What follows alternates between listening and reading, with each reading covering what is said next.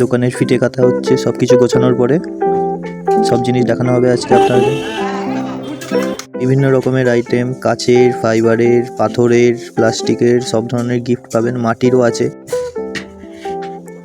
কাচের হাঁস দেখতে পাচ্ছেন, পাথরের পেঁচা, এগুলো গোপাল ঠাকুর, মাটির পাখি, পাথরের বুদ্ধদেব। কাচের জন্য ছবিগুলো স্পষ্ট আসেনি।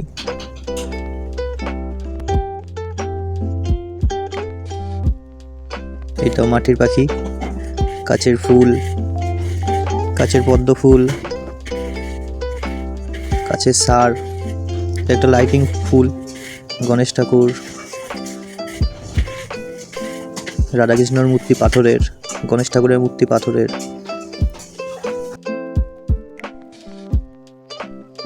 অনেক রকমের ফুলদানি আছে মাটির।